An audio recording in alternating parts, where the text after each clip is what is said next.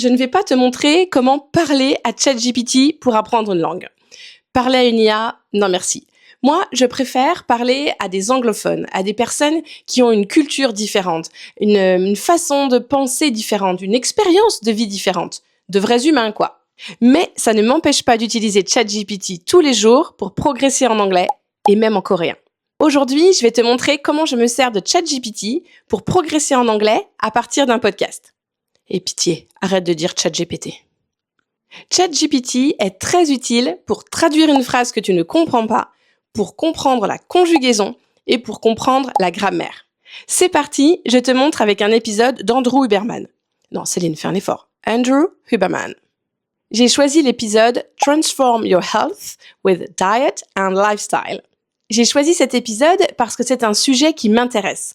Je ne vais pas choisir un épisode de podcast au hasard juste pour faire de l'anglais. Non, le but, c'est en même temps d'apprendre des choses sur des sujets qui m'intéressent, comme la santé. Donc, la première étape, c'est d'écouter un extrait de cet épisode. En général, je choisis un passage qui dure environ 5 minutes. Donc, première étape, tu écoutes cet extrait de 5 minutes environ et c'est tout. Tu n'as rien d'autre à faire, tu as juste à écouter. Voilà, tu ne fais rien d'autre en même temps, tu es concentré et tu essayes de comprendre le maximum. Tu es sûrement tenté de lire la transcription en même temps parce que c'est plus facile. Mais c'est mieux déjà de prendre le temps d'écouter pour entraîner tes oreilles. Donc voilà. Première étape, tu écoutes. Deuxième étape, tu vas pouvoir écouter et lire en même temps la transcription. Pendant cette deuxième étape, tu vas voir que le fait de pouvoir lire en même temps, ça va être plus facile. Tu vas comprendre normalement plus de choses que lors de la première étape où tu pouvais juste écouter. Et maintenant, parlons de la troisième étape. C'est là où on va se servir de ChatGPT. Donc pour cette troisième étape, tu vas juste avoir la transcription sous les yeux. Tu mets l'audio en pause parce que tu veux pouvoir aller à ton rythme. Pour cette étape, je prends la transcription. Je n'ai pas besoin de l'audio. Le but est vraiment que je prenne mon temps pour que, à la fin de cette étape 3, ma compréhension soit à 100%. Normalement, après l'étape 1 et l'étape 2, il y a encore des choses qui me posent problème. Je n'ai pas tout compris. Donc, c'est là où je vais utiliser ChatGPT pour cette étape 3. Je prends le temps de lire chaque phrase dans ma tête et d'analyser ce que je comprends et ce que je ne comprends pas. Donc, première phrase, pas de problème. La deuxième, pas de souci. Je continue comme ça jusqu'à ce que je trouve quelque chose, jusqu'à ce que je tombe sur une difficulté. Alors, le mot leveraged, j'ai une vague idée du sens de ce mot, mais je ne suis pas vraiment sûre. Et imaginons que le mot cure, je ne le connaisse pas. Alors, ce que je vais faire, c'est que je vais copier cette phrase. Je fais déjà l'effort d'essayer de la comprendre par moi-même, mais je suis un petit peu embêtée avec ces deux mots, leveraged, et imaginons si le mot cure m'embête. Donc, je fais un copier-coller, je vais coller cette phrase dans ChatGPT, et je vais supprimer je supprime ça parce que ça risque de le perturber et ce n'est pas utile, et je vais lui poser le plus simple en fait, je vais pas m'embêter, la première chose que je vais lui demander, c'est de traduire. Voilà, comme ça va me permettre de mieux comprendre ces deux verbes. Je vais quand même lire le reste, mais le reste, je n'avais pas trop de problèmes. Ah, ok, imaginons que je ne connaissais pas le mot cure, donc c'est guérir. Et le mot leverage, c'est pas ce que je pensais. Exploiter, je ne suis pas très satisfaite de sa traduction pour le mot leverage, donc je vais lui dire, donne-moi d'autres exemples. J'ai qu'une main que je tiens le micro. Donne-moi d'autres exemples de phrases en anglais, avec le verbe, parce que je pense oui c'est un verbe, leveraged. Leverage her network to find new clients for her startup. Elle a tiré parti de son réseau. The company leveraged data analytics. He leveraged his position in the industry. Et pour moi, il y a une histoire de levier, en fait, avec ce verbe-là. Researchers leverage artificial intelligence. Ok, donc là, il me donne plusieurs phrases dans différents contextes. Ta proposition est très pertinente. Il me dit, souhaites-tu que je t'aide à t'exercer à utiliser ce mot dans tes propres phrases? Donc ça, c'est très pertinent. Je pourrais le faire. Je vais pas le faire là tout de suite, mais ça serait intéressant. Ok, donc maintenant je comprends mieux ce mot leverage. Il y a vraiment une histoire voilà, j'arrive pas, j'ai pas vraiment la traduction exacte dans ma tête parce que exploiter pour moi c'est pas tout à fait ça, mais au moins je comprends je comprends mieux le sens de ce verbe et quand je vais le rencontrer dans d'autres contextes, ça va beaucoup m'aider. Donc je retourne sur mon podcast pour continuer mon analyse. Ah, ça y est, j'ai continué de lire la suite et je suis tombée sur quelque chose qui me pose un petit peu problème.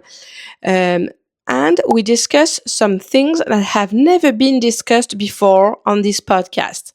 Donc là, je comprends le sens, pas de problème. Je comprends qu'il dit que dans cet épisode, il parle de choses dont ils n'ont encore jamais parlé. Mais par contre, je suis un peu embêtée. Enfin, je sais que à l'oral, je n'arriverai pas à reproduire cette construction. Have never been discussed before. Donc, ce que je vais faire cette fois-ci, pour la conjugaison, je vais copier-coller cette phrase dans ChatGPT et, alors je supprime comme d'habitude ça qui n'est pas utile, et cette fois-ci, je vais lui dire, je ne comprends pas ce temps. Donc là, je sais pas comment il s'appelle ce temps, donc je vais lui mettre have been discussed. Super question. Nanana. Ah, d'accord. Il me dit que c'est du present perfect passive.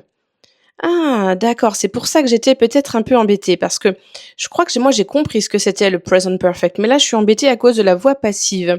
Alors, qu'est-ce qu'il me dit? Have been, present perfect. Pour exprimer un lien avec le présent. Discussed, participe passé du verbe to discuss. Have been discussed, ont été discutés.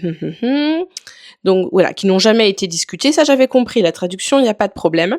Mais alors pourquoi ce temps? C'est justement cette question-là que je me pose. Le present perfect est utilisé ici pour exprimer une action passée. Ces choses n'ont jamais été discutées, avec un lien direct avec le présent. C'est toujours vrai aujourd'hui. C'est une première sur le podcast. La structure passive, si on disait « People have never discussed these things before », c'est la voix active. « These things have never been discussed ». Ah, ça c'est la voix passive, ok. En anglais, on adore la forme passive pour mettre l'accent sur les choses elles-mêmes. D'accord. Ah oui, donc je comprends en fait. Et si cette explication n'est pas assez claire parce que je ne sais plus ce que c'est, la voix passive, je ne comprends pas. Donc là, ça serait un problème plutôt au niveau du français, pas de l'anglais. Évidemment, je peux lui poser la question. Mais là, cette fois-ci, j'ai compris. Souhaites-tu un petit exercice pour t'entraîner à ce temps? Je vais lui dire oui pour voir ce qu'il me propose, si c'est pertinent. Oh là là, il me propose carrément des phrases à trous, ça me plaît beaucoup. Donc là, je vais faire attention de ne pas défiler trop bas pour ne pas avoir la correction tout de suite. Donc, complète les phrases avec le bon verbe au present perfect passive. Has or have been plus le participe passé. Donc, par exemple, la première, the floor already. Donc, ça va être clean. The floor has been pour moi, le already, je l'aurais mis avant. Has been clean already. The floor has been clean already. Donc, je vérifie. Tu veux essayer d'abord ou tu veux que je te montre les réponses? Je vais lui dire, montre-moi les réponses, mais moi, je vais faire très attention. Montre-moi les réponses, mais je vais faire très attention d'avoir le temps de récupérer, enfin, de faire l'effort de chercher avant de voir la correction, parce que voilà, c'est comme ça qu'on progresse. Du coup, c'est une super opportunité pour que je vous parle du feedback, le fait de recevoir un feedback neutre et immédiat. Neutre, voilà, il n'y a pas de jugement. ChatGPT ne va pas me critiquer même si je fais une erreur. Et immédiat, je fais une hypothèse. The floor has been cleaned already. Et tout de suite, je vérifie si mon hypothèse est bonne. The floor has been cleaned already. Donc là, super, vous voyez, ça me permet de m'entraîner sur le present perfect à la voix passive. L'explication de ChatGPT me parlait. J'ai compris ce qu'il voulait dire parce que c'est un temps, je me suis déjà posé des questions sur ce temps. Des fois, j'oublie le nom. Le nom du temps n'a pas vraiment d'importance. Ce qui est important, c'est que je comprenne quand l'utiliser ce temps ou quand ce temps est utilisé dans un podcast, quel est le sens? Enfin, pourquoi on utilise ce temps? Donc, moi, ce temps-là, il me parle. Donc, j'ai compris l'explication de ChatGPT. Ce qui m'avait un petit peu perturbé, c'était la voix passive, en fait. Mais si vous êtes un petit peu plus débutant et vous n'avez pas compris, enfin, vous ne connaissez pas ce temps, vous pouvez lui poser des questions jusqu'à ce que son explication fasse sens. Pour la vidéo, je ne vais pas continuer de me tester parce que vous avez compris comment faire.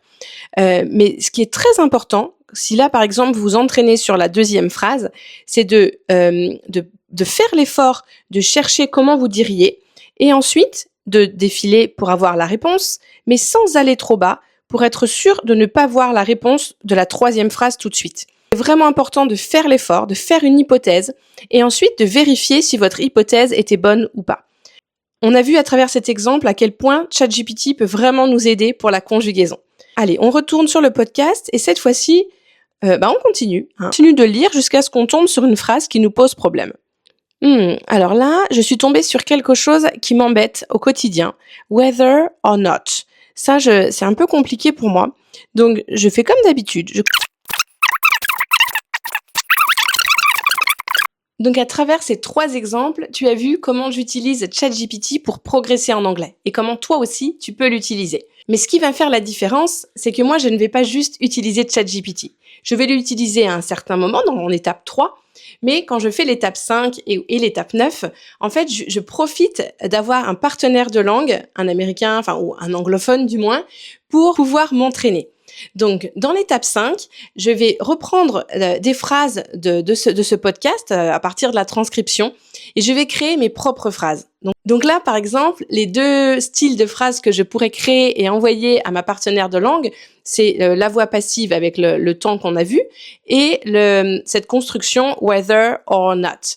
Mais je vais créer des phrases qui ont du sens pour moi, pour pouvoir les retenir. Le podcast m'a permis de comprendre ces 2 choses-là, mais maintenant je veux pouvoir me les approprier. Donc, je vais envoyer au minimum de phrases, peut-être même plus, à ma partenaire de langue pour pouvoir vérifier en fait si j'y arrive. Et c'est quand je vais recevoir son feedback que je vais pouvoir me rendre compte si c'était correct ou pas. Donc voilà, ChatGPT, c'est super utile pour travailler par toi-même, mais je trouve que d'avoir aussi un ou une partenaire de langue sur lequel tu peux compter, c'est vraiment ce qui fait toute la différence. Et c'est justement ce qu'on fait dans Language Mate. Je t'apprends à apprendre l'anglais par toi-même et avec ton partenaire de langue. Je pense que tu vas aimer regarder cette vidéo. À bientôt!